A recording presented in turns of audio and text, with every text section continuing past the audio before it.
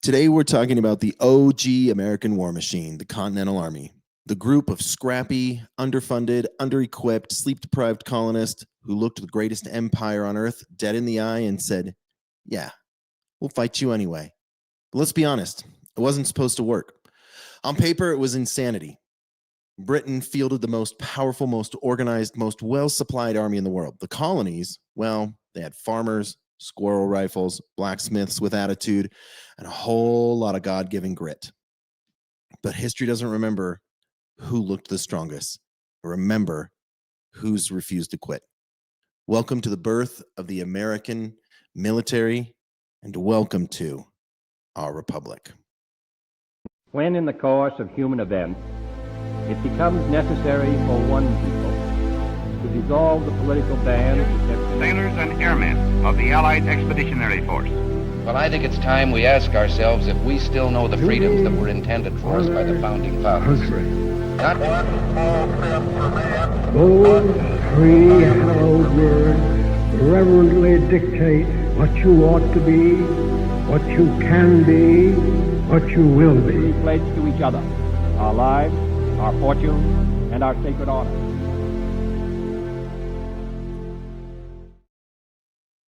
Before 1775, there was no U.S. military, no Pentagon, no professional standing force. There was no Navy SEALs. There was no Green Berets. There was no Marines, nothing, right? Colonists had militias, local men who grabbed muskets when danger showed up. Best way to do this is to just think of volunteer firefighters, except instead of chasing cats out of trees, they shot at redcoats.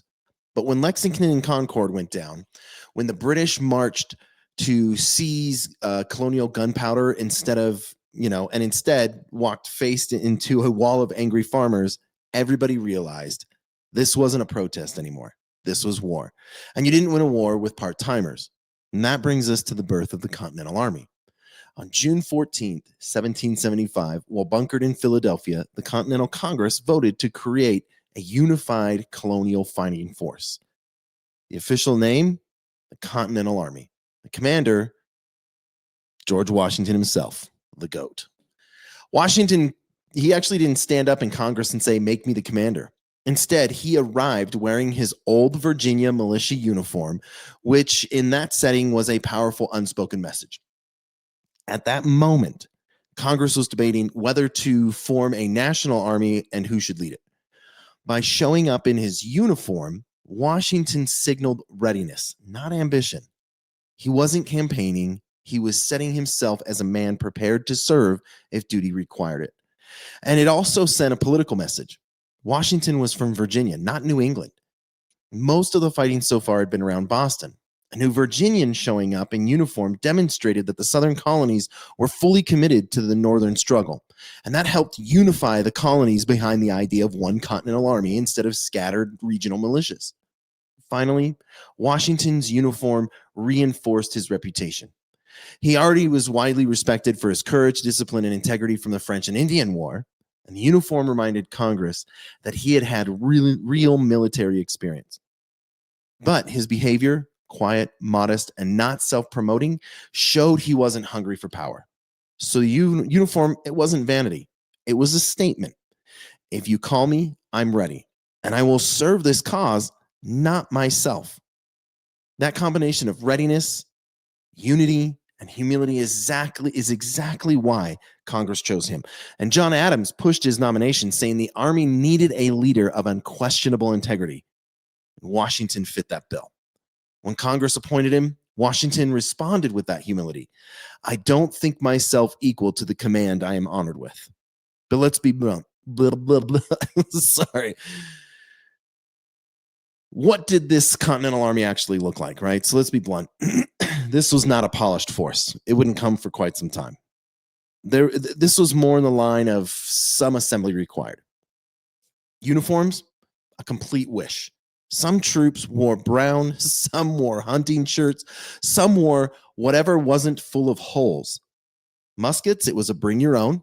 Training, not a thing yet. Pay, it wasn't really all there. Anyway, discipline. Washington spent half his time fighting the British and the other half fighting his soldiers' bad habits. But what they lacked in structure, they made up for in conviction, right? And that's what scared the British the most. This wasn't an army of mercenaries or subjects. It was an army of men fighting for their homes, for their family, their God-given rights. You can't pay soldiers into that. You can only get them to believe their way into that. At least that's my opinion. So what's the difference between militias versus the Continental Army? Okay, well, militias, they're local, short-term service, good at home field defense, terrible at sticking around when things got rough. Basically, Minutemen show up fast, leave even faster, right?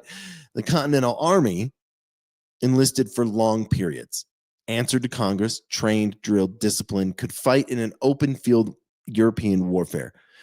Now, Washington did use militias, but he didn't rely on them. The backbone of the revolution was the Continental Army.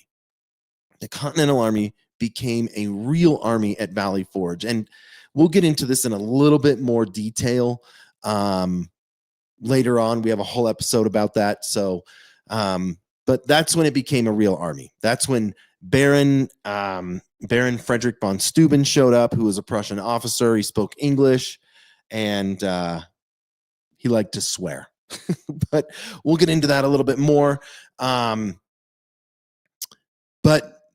you know, Washington didn't really rely on luck. I don't believe that at all. I really believe he relied on providence of the Lord. I mean, he wrote countless times that God's hand guided the army. He ordered chaplains, prayers, fasting, Thanksgiving services, not as pageantry, but because he believed liberty wasn't man-made. It was heaven ordained. Washington actually said, the hand of providence has been so conspicuous that he must be worse than an infidel that lacks faith. It just wasn't a secular reunion. It was a nation begging God to give strength to the righteous cause of liberty. And the Continental Army lived that every day. But here's the modern part that people forget. Washington didn't have to beat the British Army. He just had to not lose. As long as the Continental Army existed, the revolution lived, British couldn't claim victory, and foreign allies like France kept hope alive. This made Washington's strategy absolutely brilliant. Avoid humiliation, hit and move, survive long enough for Britain to realize this war wasn't worth the cost. And it worked. After 8 brutal years, the Continental Army won our independence. But what Washington did, what he did next, might be the most important moment in its American military history. He resigned.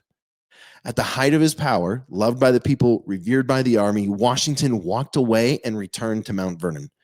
And King George III said, if he does that, he will be the greatest man in the world. And he did. And he was.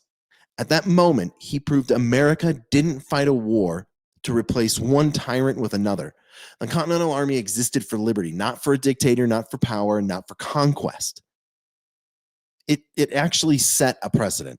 Our military serves the people, not the other way around. Now, the Continental Army wasn't perfect. It was messy, hungry, underfunded, and held together with courage, prayer, stubborn resolve, but it won.